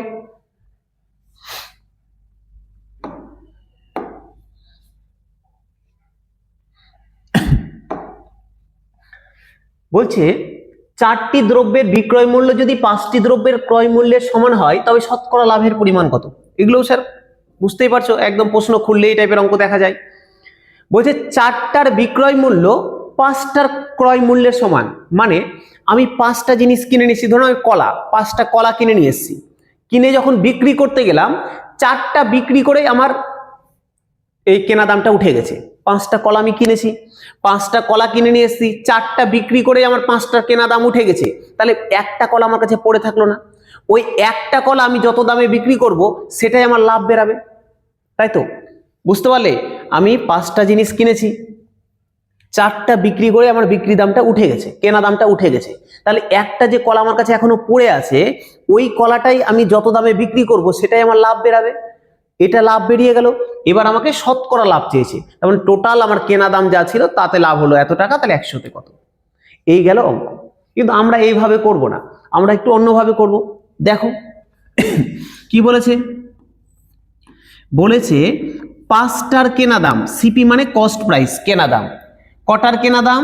5টার কেনা দাম, তাহলে 5 ইন্টু সিপি, 5টার কেনা দাম 4টার বিক্রি দামের সমান, তাহলে বিক্রি দাম ইন্টু 4, 4টার বিক্রি দাম, একটার বিক্রি দাম যদি 500 হয়, 5 এসপি মানে বিক্রি দাম, সেলিং প্রাইস, একটার দাম 500 600 যাই হোক না কেন, তাহলে 4টার দাম ইন্টু 4, 5টার কেনা দাম 4টার বিক্রি দামের সমান, তাহলে আমাকে শতকরা লাভ বের করতে দিয়েছে।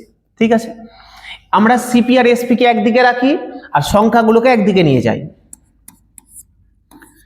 সিপি ছিল, এইদিকে দেখো এসপিটা গুণ আছে, এইদিকে আসলে ভাগ হয়ে যাবে, হয়ে গেল ভাগ।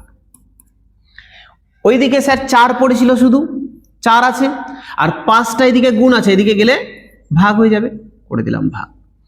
তাহলে এখানে কি দাঁড়ালো? সিপি বাই এসপি মানে কেনা দাম বাই বিক্রি দাম সমান 4/5।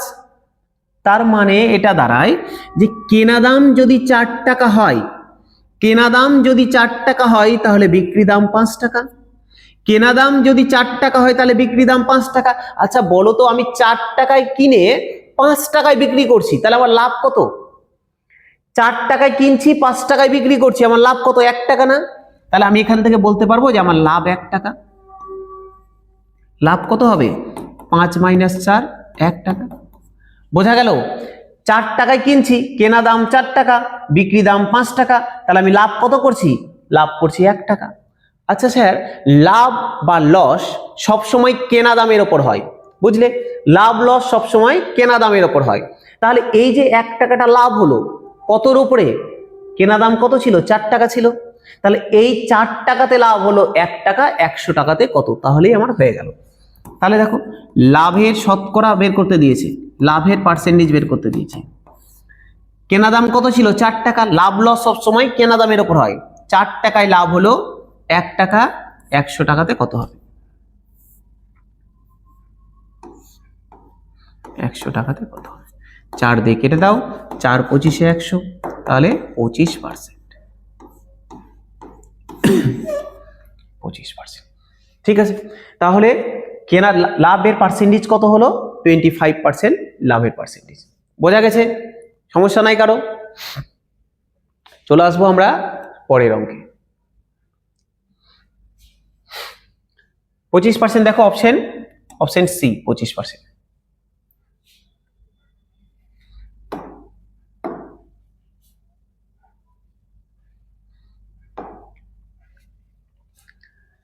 বলছে একটি আয়তক্ষেত্রাকার বাগানের দৈর্ঘ্য ও প্রস্থ যথাক্রমে 100 মিটার এবং 80 মিটার।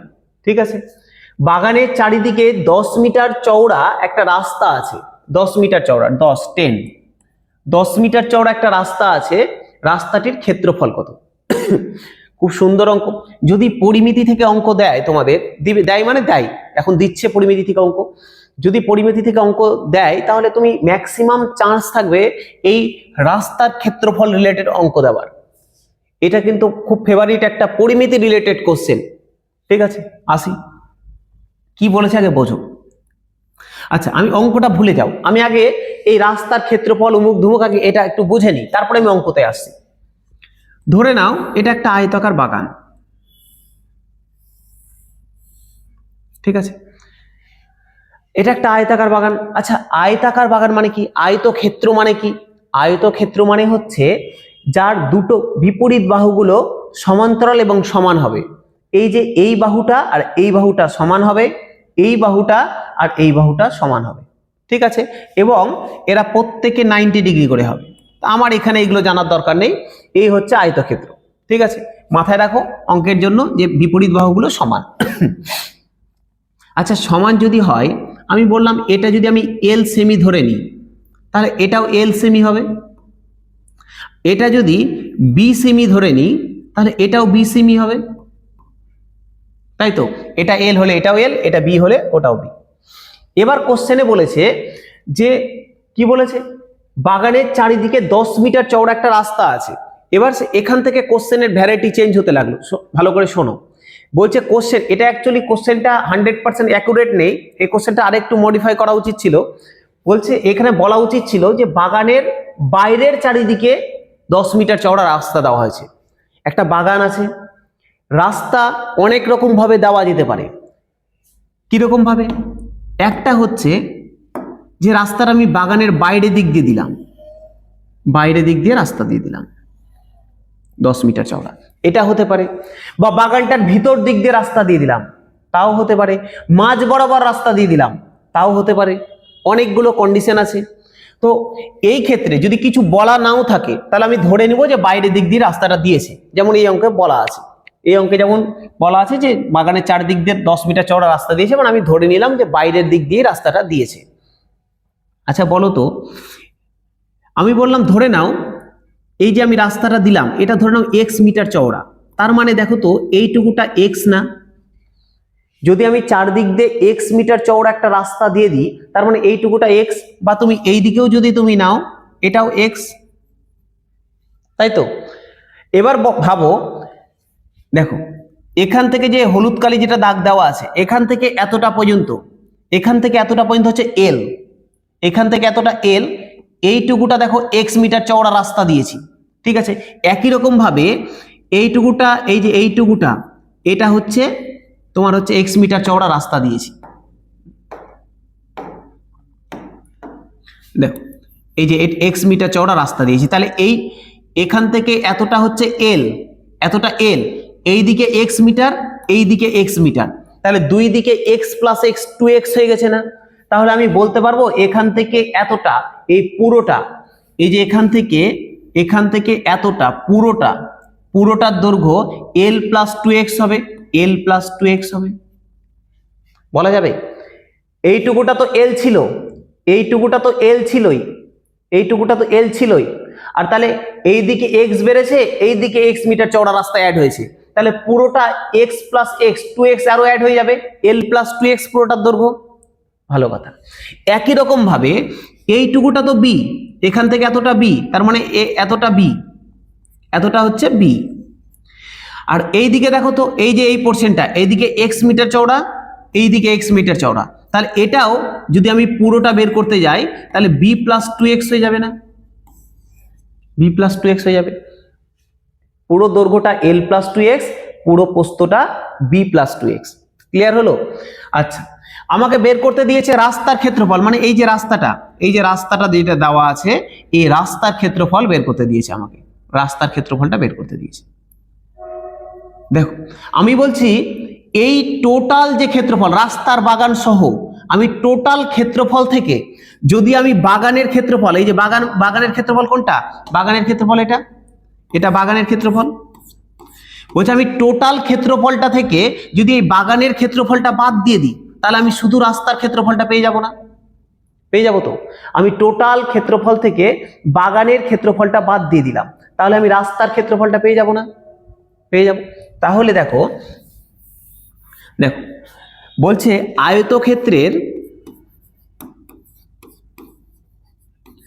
আয়তক্ষেত্রের ক্ষেত্রফল মানে হচ্ছে, ক্ষেত্রফলের সূত্র হচ্ছে দৈর্ঘ্য গুণিত প্রস্থ, দৈর্ঘ্য গুণিত প্রস্থ। তাহলে বলো তো বড়, একদম বড় রাস্তা সহ যে আয়তক্ষেত্রটা ছিল, একদম বড় রাস্তা সহ যে আয়তক্ষেত্রটা ছিল, এটাকে মুছে দিয়ে আমি ভালো করে ছবিটা, বোঝা যাচ্ছে না, বড় করে ভালো করে এঁকে দিচ্ছি একটু পরিষ্কার করে। এই ছিল প্রথমে, তারপরে এর চারদিক দিয়ে রাস্তা দিয়েছিলাম এক্স মিটার চওড়া, এক্স মিটার চওড়া রাস্তা দিয়েছিলাম। এটা যদি এল হয় আর এগুলো যদি এক্স করে হয়, এগুলো যদি এক্স করে হয় তাহলে বললাম এটার দৈর্ঘ্য হয়ে যাবে এল প্লাস 2x, একই রকম ভাবে এটার দৈর্ঘ্য, এটা যদি বি হয় তাহলে এটা হয়ে যাবে বি প্লাস 2x, ঠিক আছে। এবার ভাবো, বলছি বড়টার ক্ষেত্রে, এই যে বড় যে আয়তক্ষেত্রটা দেখতে পাচ্ছ মানে বাগান রাস্তা সহ, এর ক্ষেত্রফল কি হবে, এর দৈর্ঘ্য এল প্লাস 2x, প্রস্থ বি প্লাস 2x, তাহলে এই দুটোর গুণফলই হচ্ছে গিয়ে ক্ষেত্রফল। তাহলে বড় আয়তক্ষেত্রের ক্ষেত্রফলটা যদি আমি বের করি তাহলে L plus 2x into B plus 2x, এটাই ক্ষেত্রফল হবে। আর যদি আমি ছোট এই ভিতরে যে বাগানটা আছে, বাগানটার যদি আমি ক্ষেত্রফল বের করতে যাই তাহলে বাগানটার ক্ষেত্রফল দেখো তো, যদি বাগানটার ক্ষেত্রফল বের করি শুধু বাগানটার, তাহলে বাগানটার দৈর্ঘ্য কত ছিল এল, প্রস্থ কত ছিল বি, তাহলে বাগানটার ক্ষেত্রফল এল ইন্টু বি। এই টোটাল বড়টা থেকে যদি এই বাগানটাকে যদি বাদ দিয়ে দিই তাহলে আমি রাস্তার ক্ষেত্রফলটা পেয়ে যাব, তার মানে এটা থেকে যদি আমি এটাকে বাদ দিয়ে দিই তাহলে আমি রাস্তাটা পেয়ে যাব। তাহলে রাস্তার ক্ষেত্রফল যদি আমাকে বের করতে দেয়, রাস্তার ক্ষেত্রফল কত হবে, এই টোটালটা থেকে এটা বাদ, তাহলে L plus 2x into B plus 2x, এটা থেকে বাদ হয়ে যাবে এল ইন্টু বি, তাই তো। তাহলে বাদ দিই,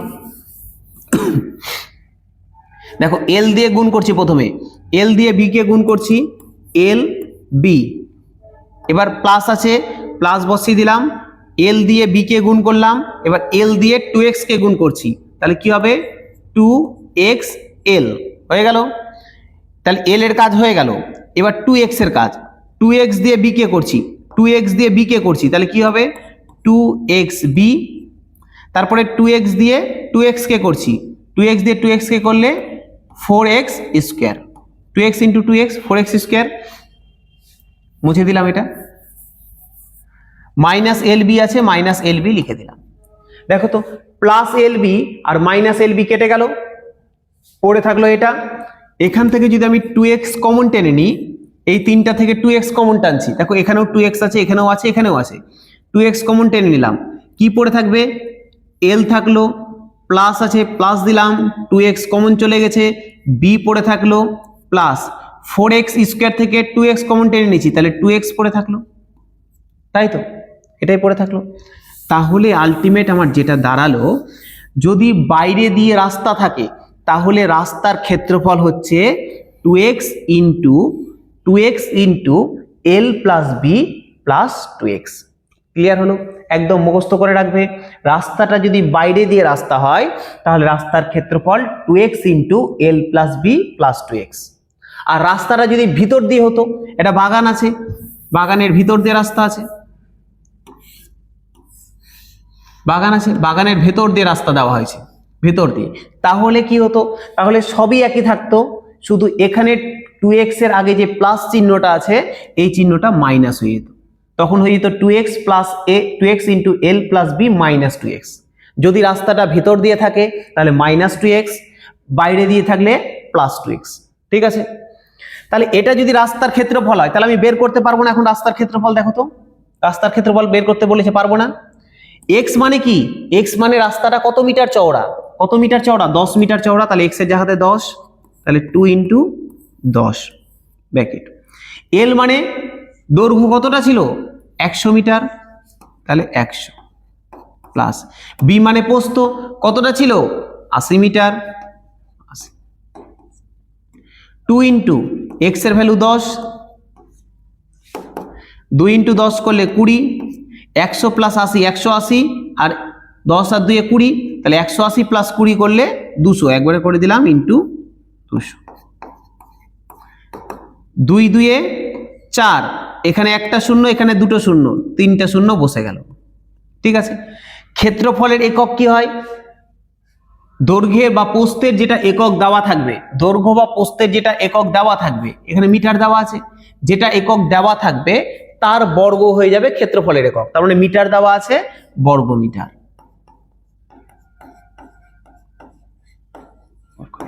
তাহলে ক্ষেত্রফল কত 4000 বর্গমিটার। দেখো অপশন নাম্বার বি 4000 বর্গমিটার। ঠিক আছে, বোঝা গেল? মুখস্থ রাখবে সূত্র 2x into L plus B plus 2x, বাইরে দিয়ে রাস্তা থাকলে, ভেতর দিয়ে রাস্তা থাকলে 2x into L plus B minus 2x। ঠিক আছে, করে ভেঙে দেখাচ্ছে, আমি তো তোমাকে ডিরেক্ট বলতাম সূত্র এটা মুখস্থ রাখবে, মান বসিয়ে দিবে, ভেঙে দেখাচ্ছে এই কারণে যাতে করে বুঝতে পারো। ঠিক আছে, চলো বলছে এই অঙ্কটা এবার একটু অন্যরকম ভাবে আরেকটু দেখি। দেখো বলছে একটা বাগান আছে, বাগানটা 100 মিটার চওড়া, 80 মিটার প্রস্থ, 100 মিটার লম্বা 80 মিটার প্রস্থ। ঠিক আছে, এর চারিদিকে 10 মিটার চওড়া একটা রাস্তা দেওয়া হয়েছে, চারিদিকে 10 মিটার চওড়া রাস্তা দিয়েছে। তার মানে এই যে রাস্তাটা যেটা দেখতে পাচ্ছ এটা 10 মিটার চওড়া, 10 মিটার। আচ্ছা দেখো তো, যদি 10 মিটার চওড়া হয় তার মানে এই দিকে বাড়তি 10, যেটা আগে x ধরেছিলাম এখানে 10, এইদিকে বাড়তি 10 আর এই দিকেও বাড়তি 10 হবে, এই দিকেও বাড়তি 10। তাহলে এখন দৈর্ঘ্যটা 100 আর 10 10 20, 120 হয়ে গেছে না? তাহলে এখন দৈর্ঘ্যটা হয়ে গেছে 120, মানে বড়টার দৈর্ঘ্য 120 হয়ে গেছে। আচ্ছা এটার দৈর্ঘ্য কত হবে? দেখো 80 ছিল, 80 ছিল, 80 ছিল, এইদিকে 10 বেড়েছে, এইদিকে 10 বেড়েছে, তাহলে 10 10 20 বেড়ে গেছে, মানে 80 আর 20 100 হয়ে গেছে, তাহলে 100। তাহলে দৈর্ঘ্য গুণিত প্রস্থ হয়ে গেল, দৈর্ঘ্য গুণিত প্রস্থ মানে বড়টার ক্ষেত্রফল হয়ে গেল। এখান থেকে বাদ দিব কোনটা, ভেতরেরটা, ভেতরেরটার দৈর্ঘ্য কত ছিল 100 ছিল, প্রস্থ কত ছিল 80 ছিল, বাদ দিয়ে দিলাম। দেখো এই দুটো থেকে 100 কমন যাবে, টেনে নিলাম 100 কমন, কি পড়ে থাকলো 120 পড়ে থাকলো, মাইনাস কি পড়ে থাকলো 80 পড়ে থাকলো। দেখো এই যে এটা আর এটা থেকে 100 কে কমন টেনে নিলাম, কি পড়ে আছে 120 পড়ে আছে, মাইনাস 80 পড়ে আছে। 100 ইন্টু 120 থেকে 80 বাদ দিলে 40, তাহলে 4000 বর্গমিটার হয়ে গেল অ্যান্সার। ঠিক আছে, চলে আসো পরের অঙ্কে। চলে আসি 12 নম্বর।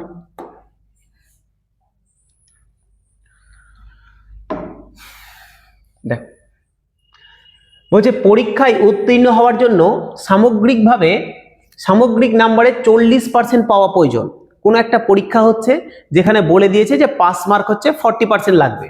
ঠিক আছে, একজন ছাত্র 265 নাম্বার পেয়েও সে 55 নাম্বার কম পাওয়ার জন্য অনুত্তীর্ণ রয়েছে। একটা স্টুডেন্ট 265 পেয়েছে, পাওয়ার পরেও ও 45 নাম্বারের জন্য ফেল করে গেছে। তার মানে ও আরো 45 পেলে পাস করে যেত। তার মানে আমি বুঝে গেলাম স্যার 5 নাম্বার 265 প্লাস 45, বুঝে গেছি। তাহলে উক্ত পরীক্ষায় মোট কত নম্বর, মানে মোট নম্বর কত ছিল? একদম খুব সোজা কোশ্চেন। দেখো বলছে একটা স্টুডেন্ট ছিল যে 265 নাম্বার পেয়েছে, পাওয়ার পরেও ও 45 নাম্বারের জন্য ফেল করেছে। তার মানে ও যদি আরো 45 নাম্বার পেত তাহলে ও পাস করে যেত না। তাহলে পাস করার জন্য তাহলে কত নাম্বার লাগবে? 265 প্লাস 45 যোগ করলে কত হবে? 5 5 10, আর এদিকে হয়ে যাচ্ছে 310, তাই তো? সরি, 55 নাম্বারের জন্য ফেল করেছে, 55 নাম্বারের জন্য ফেল করেছে, তাহলে প্লাস 55, 45 বললাম, ওটা 55 বলা আছে, 55 নাম্বারের জন্য ফেল করেছে। তাহলে 265 প্লাস 55, তাহলে কত হবে? 10, আর এদিকে 310, 320। তাহলে 320 পেলেও পাস করে যেত। 265 পেয়েছে, 55 জন্য ফেল করেছে, তাহলে আরো যদি 55 পেয়ে যেত তাহলে পাস করে যেত। তাহলে পাস করার জন্য 320 নাম্বার লাগতো। আচ্ছা, 320 নাম্বার লাগতো, কিন্তু আমার এখানে কোশ্চেনে বলে দিয়েছে যে পাস মার্ক হচ্ছে 40%, 40% পেলে পাস। তাহলে আমি বলতে পারি না যে 40% সমান 320? তাহলে 40% সমান আমি বলতে পারি তো? তাহলে আমি বললাম 40% নাম্বার পেলে পাস, আবার বলছি না 320 পেতে হবে পাস করার জন্য। তাহলে 40% সমান 320। তাহলে টোটাল পরীক্ষা কত নাম্বারের হয়েছিল? 100%। তাহলে 40% সমান যদি 320 হয়, তাহলে 1 সমান কত হবে? 1% সমান 320 ডিভাইডেড বাই 40। তাহলে 100 সমান কত হবে? 320 ডিভাইডেড বাই 40 ইন্টু 100। কেউ এখানেও কেটে দিতে পারো, 0 0 কাটলাম, 8 4 দিয়ে কাটলাম 8, 4 8 32, 8 দিয়ে 100 কে গুণ করলাম 800। তাহলে কত নাম্বারের পরীক্ষা হয়েছিল স্যার? 800 নাম্বারের পরীক্ষা হয়েছিল। Option C 800। দেখো WPSI 2019 এর কোশ্চেন, কিন্তু কত নাম্বারের পরীক্ষা হয়েছিল? 800 নাম্বারের পরীক্ষা হয়েছিল। ঠিক আছে, চলে আসি পরের অঙ্কে।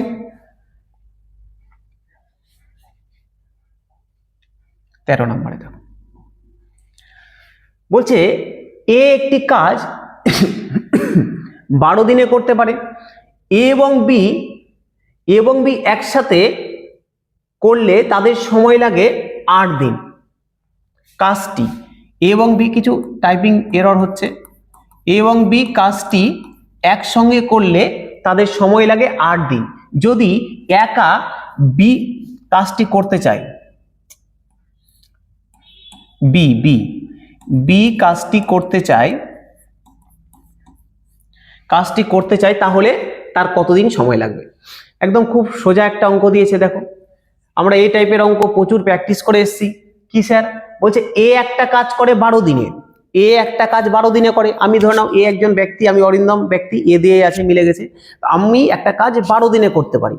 আমার সাথে আরেকজনকে নিলাম বি কে, আমরা দুজন যদি কাজ করতে যাই ওই কাজটা, তো নিঃসন্দেহে কম লাগবে।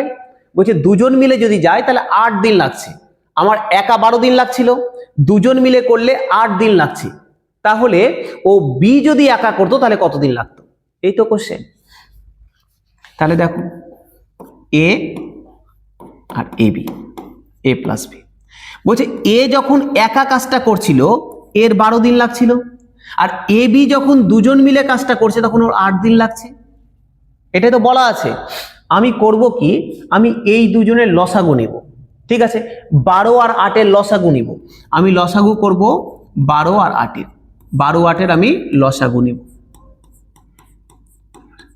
বলো তো 12 8 লসাগু কত হবে? 24 হবে না? 12 8 লসাগু 24, তাহলে আমি 12 আর 8 লসাগু নিয়ে নিলাম 24। আমি ধরে নিলাম টোটাল কাজটা 24 ইউনিট। তোমার মনে হতে পারে স্যার কেন ধরলেন, হতেই পারে মনে প্রশ্ন জাগতে পারে আপনি কেন ধরলেন 24। তুমি নাও ধরতে পারো, তুমি 24 না ধরে তুমি 50 ধরো, 60 ধরো, 100 ধরো, যা ইচ্ছা ধরতে পারো, কিন্তু এমন কিছু আমরা ধরবো যাতে করে আমার হিসাবটা সুবিধা হয়, আমার কাটাকাটি করতে সুবিধা হয়। আমি এমন একটা অদ্ভুত মান ধরে নিলাম যেটা আমার কাটছি, ভগ্নাংশে আসছে, অ্যান্সার একই আসবে, কিন্তু কি দরকার, ওই জন্য আমরা লসাগু নিলাম, কারণ লসাগু দিয়ে সবাই বিভাজ্য, ঠিক আছে। তাহলে 12 আর 8 লসাগু নিলাম 12, 24 হলো। এবার বলছি তাহলে টোটাল কাজ 24 ইউনিট। আচ্ছা, এ 12 দিনে 24 ইউনিট কাজ করে, এ 12 দিনে 24 ইউনিট কাজ করে, তাহলে একদিনে কত করবে?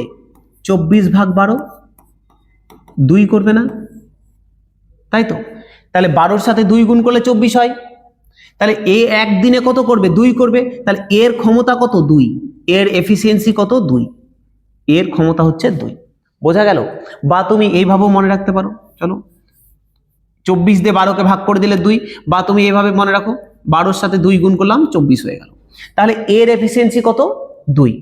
এফিসিয়েন্সি মানে ক্ষমতা, মানে ও একদিনে কত করছে।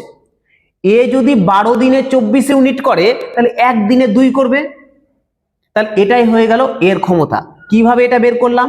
12-র সাথে 2 গুণ করলে 24 হয়, তাহলে 2, বা তুমি 24কে 12 দিয়ে ভাগ করে দাও, 2 বেরাবে, ঠিক আছে। একই রকম ভাবে এ আর বি একসাথে 8 দিনে 24 ইউনিট করে, তাহলে একদিনে কত করবে? 24 ভাগ 8 কত করবে? 3 করবে। তাহলে এ আর বি এর একসাথে ক্ষমতা এফিসিয়েন্সি হয়ে গেল 3। তাহলে দেখো কি দাঁড়ালো, এর ক্ষমতা 2 আর এ প্লাস বি এর ক্ষমতা 3। এ আর বি দুজনের একসাথে ক্ষমতা 3, তার মধ্যে এর একার 2, তাহলে বি এর কত হবে? 3 - 2। তাহলে আমি যদি বি এর এফিসিয়েন্সি বের করি, বি এর এফিসিয়েন্সি কত হবে? বি এর ক্ষমতা কত হবে? বি এর ক্ষমতা হচ্ছে 3 - 2, 1। বোঝা গেল কেন করলাম 3 - 2? এ প্লাস বি এর ক্ষমতা 3, তার মধ্যে এর একা হচ্ছে 2, তাহলে বি এর কত হবে? এ প্লাস বি থেকে এ বাদ, মানে 3 থেকে 2 বাদ 1, তাহলে বি এর ক্ষমতা বেরিয়ে গেল 1। আমাকে কোশ্চেন বলেছে যে বি এর কতদিন সময় লাগবে। আচ্ছা বলো তো, বি ক্ষমতা 1 মানে কি? বি একদিনে 1 ইউনিট কাজ করে, তাহলে ওর 24 ইউনিট কাজ করতে কতদিন লাগবে? 24 দিন লাগবে, ঠিক আছে, 24 দিন লাগবে। তাহলে কতদিন লাগবে বি এর কাজটা করতে? আমি এখানে লিখে দিলাম। তাহলে বি এর কাজটা করতে কতদিন লাগবে? যেহেতু ওর ক্ষমতা 1, তাহলে 24 ভাগ 1, 24কে 1 দিয়ে ভাগ করলে স্যার 24ই হবে। তাহলে কতদিন সময় লাগবে বি এর? 24 দিন সময় লাগবে, ঠিক আছে। কতদিন লাগবে? 24 দিন লাগবে। তাহলে আমার অ্যান্সার হয়ে গেল অপশন ডি, 24। বোঝা গেল? চলে আসি পরের অঙ্কে।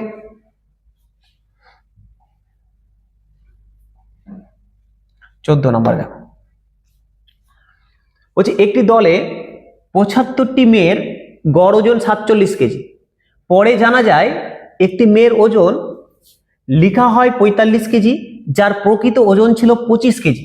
তাহলে দলের 75টি মেয়ের আসল গড় ওজন কত? বলছে একটা দল আছে, দলে 75টা মেয়ে আছে, ওই 75টা মেয়ের গড়ে ওজন হচ্ছে 47 কেজি করে।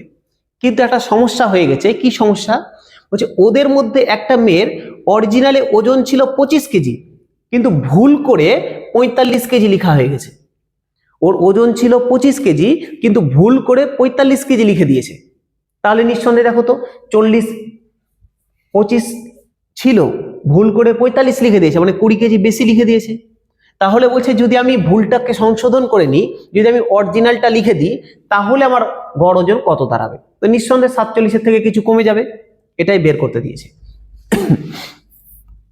তাহলে দেখো কি করব, যেভাবে করছি সেভাবে করবে। আচ্ছা, তুমি যদি নর্মাল উপায়ে বের করতে যাও তাহলে একটু লেন্দি হয়ে যাবে অঙ্কটা, কি লেন্দি হয়ে যাবে। তুমি 75টার মেয়ের গড় ওজন 47 কেজি করে, তাহলে তুমি কি করবে, 75 ইন্টু 47 করতে হবে তোমাকে, তাই তো করতে হবে। 75 ইন্টু 47 করলে তাহলে টোটালটা বেরিয়ে গেল ওজন। ওখান থেকে বাদ দিতে হবে তোমাকে কত, 45, আর যোগ করে দিতে হবে 25, দিয়ে আবার 75 দিয়ে ভাগ, অনেক বড় হয়ে যাবে। আমরা একটু অন্য প্রসেসে আসি। দেখো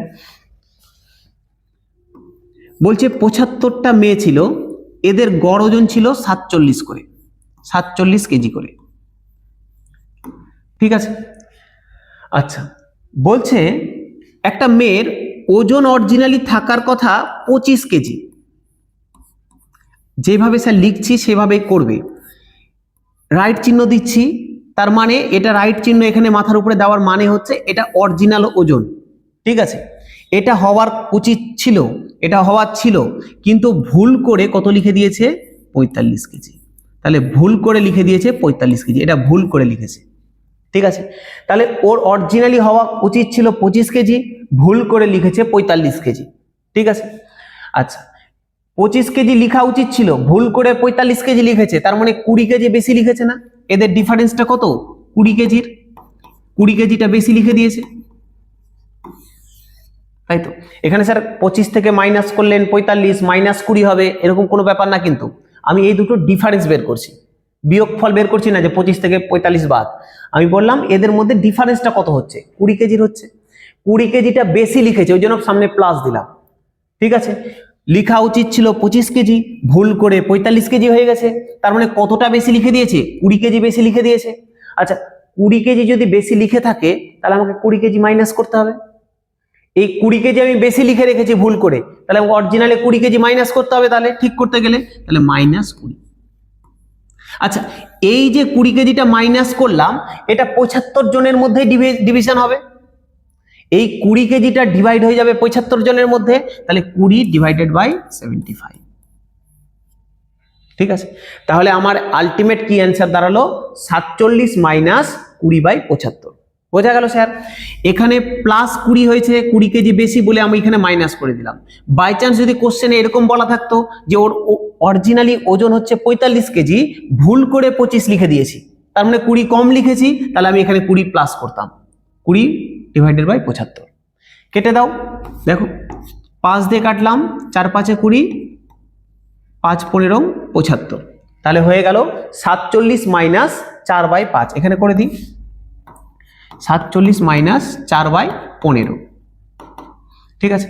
4/15 মানে 4/15 মানে 4 কে 15 দিয়ে ভাগ, পয়েন্ট নিলাম 40 হয়ে গেল, পয়েন্ট নিলাম 40 হয়ে গেল, 15 2 30, 10 হয়ে গেল, 6 15 90, আবার 6 15 90, আর 6 করে তাহলে চলতে থাকবে, ঠিক আছে। আমি কত ঘর পর্যন্ত নিব, কোশ্চেনে কত ঘর পর্যন্ত বলেছে, 2 ঘর, তাহলে আমার 2 ঘরই লাগবে। আচ্ছা দেখো তো, 47 মাইনাস 6 6 আছে, 3 নাম্বার ঘরটা কত আছে, 5-এর থেকে বেশি আছে, তাহলে আমি আগে 1 যোগ করে দিলাম, তাহলে 0.27 করে দিলাম। এটা যেহেতু 5-এর থেকে বেশি আছে, ওই জন্য 1 যোগ করে দিলাম, তাহলে কত দাঁড়াবে, 46.73, 46.73 কেজি, 46.73, অপশন নাম্বার এ, ঠিক আছে। 46.73 কেজি।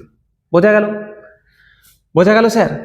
স্যার ভাগ ভাগ নিজে থেকে করে নিবে, এভাবে স্যার যেভাবে বাচ্চাদের মতো করে করো, না বুঝতে পারলে বাচ্চাদের মতো করে করে নিবে। 15 দিয়ে 4কে ভাগ, যাচ্ছে না ভাগ, পয়েন্ট নিলাম, একটা শূন্য আসলো, 15 2 30, 10 হলো, পয়েন্টের জন্য আর একটা শূন্য নামলো, 6 15 90, আবার 10 হলো, আবার পয়েন্টের জন্য একটা শূন্য নামাবো, এই চলতে থাকবে, 6 6 করে চলতে থাকবে, এভাবে করে নেবে,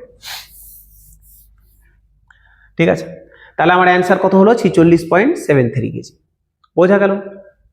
যদি এখানে প্লাস হয় তাহলে এখানে মাইনাস হবে, এটা যদি মাইনাস বেরাতো, কম বেরাতো, তাহলে এখানে আমাকে অ্যাড করতে হতো প্লাস করে, আর যেটা অ্যাড করব আলটিমেট যতজন আছে ওটা দিয়ে ভাগ করে দিতে হবে, ঠিক আছে। চলে আসি পরের অঙ্ক, আজকের শেষ অঙ্ক 15। বলছে একটা মোটর গাড়ির চাকা 440 মিটার চললে 1000 বার ঘুরতে হয়, তাহলে চাকার ব্যাস কত? দেখো, এটা মোটর গাড়ির চাকা আছে, এটা মোটর গাড়ির চাকা। বলছে ব্যাস কাকে বলে? ব্যাস হচ্ছে কোনো বৃত্তের কেন্দ্রগামী যে কোনো জ্যা, কেন্দ্রগামী যে কোনো জ্যা তার ব্যাস। ঠিক আছে, আমরা নর্মালি কি ভাবি, যে আমরা মনে মনে ভাবি স্যার অনেকেই, যে একদম কেন্দ্রগামী মিডিল দিয়ে গেছে সেটাই শুধু জ্যা। না, কেন্দ্রগামী যে কোনো, তুমি কেন্দ্র দিয়ে যে কোনো জ্যাকে টেনে দাও, এটাও তার ব্যাস। প্রত্যেকটার দৈর্ঘ্য সমান, প্রত্যেকটার দৈর্ঘ্য সমান। আর ব্যাসার্ধ কি? কেন্দ্র থেকে ওর বৃত্তচাপের উপর দৈর্ঘ্য, মানে এইটুকুটা, অর্ধেকটা, এই টোটালটার যে অর্ধেক, এইটুকুটা হচ্ছে ব্যাসার্ধ। ঠিক আছে, তাহলে দেখো তো, আমি যদি ব্যাসার্ধকে আর বলি, ব্যাসার্ধকে আর বললাম মানে ব্যাসার্ধ কোনটা? এখান থেকে শুরু করে এইটুকুটা ব্যাসার্ধ। তাহলে ব্যাসার্ধ যদি আর হয়, তাহলে টোটাল ব্যাসটা কত হবে? টোটাল ব্যাসটা কত হবে? টোটালটা, এইটুকুটা যদি আর হয়, তাহলে টোটালটা 2r হবে না? তার মানে আমি বলতে চাইলাম, ব্যাসার্ধ যদি আর হয়, তাহলে ব্যাস কত হবে? ব্যাস 2r হবে। ঠিক আছে, ওর ডবল হবে। ব্যাসার্ধ দেখো নামের মধ্যেই আছে, ব্যাসের অর্ধ, মানে ব্যাসের অর্ধেক।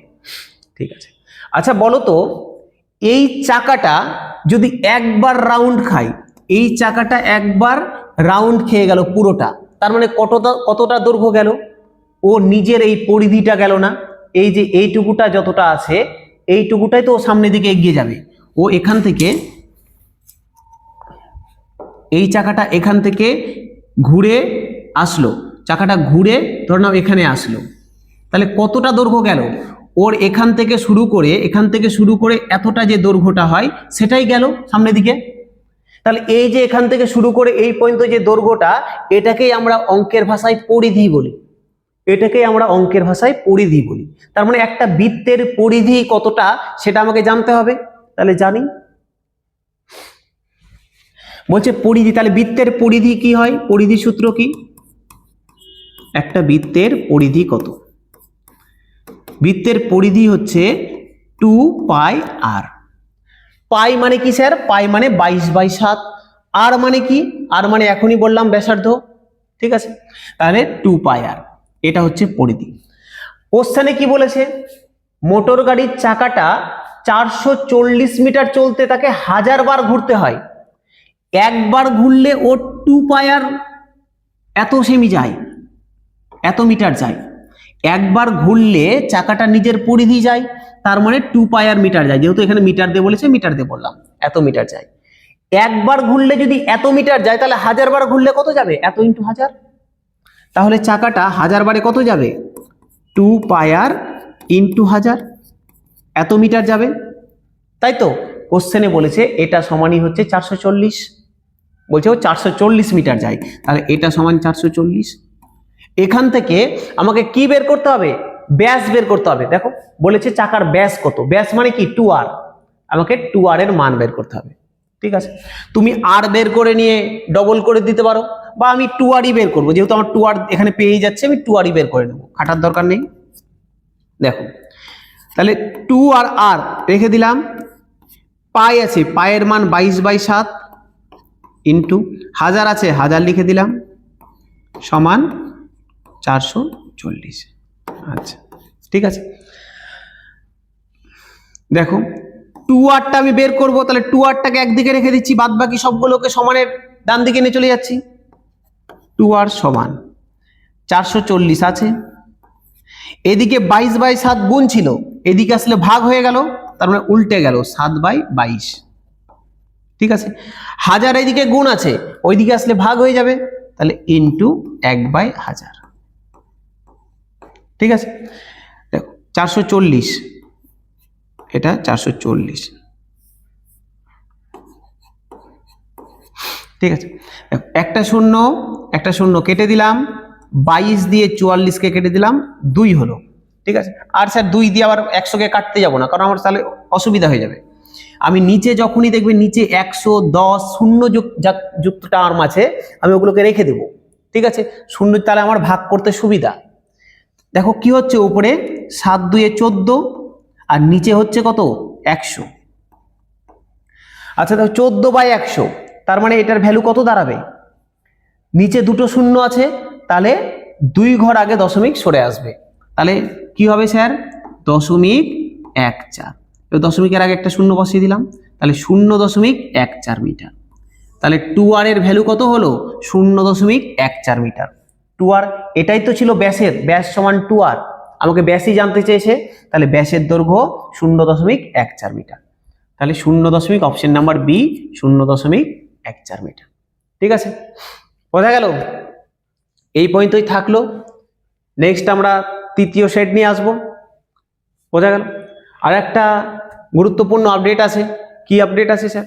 আমরা মার্চের 2 তারিখ থেকে জিডির নতুন ব্যাচ চালু করতে যাচ্ছি। জিডির ব্যাচ একদম শুধুমাত্র জিডি, অন্য কোনো পরীক্ষার জন্য নয়।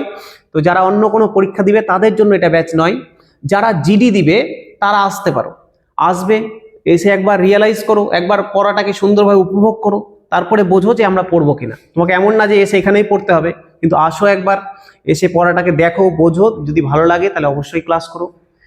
মার্চের 2 তারিখ থেকে শুরু হচ্ছে ক্লাস। ঠিক আছে, সমস্ত কিছুই ম্যাথ, রিজনিং, জিকে, হিন্দি সবই করানো হবে, এসে ট্রাই করতে পারো। চলো, ঠিক আছে। আর ভালো লাগলে অবশ্যই একটু সাবস্ক্রাইব করে দিবে, আর শেয়ার করে দিবে। আসলাম, দেখা হচ্ছে পরের ক্লাসে।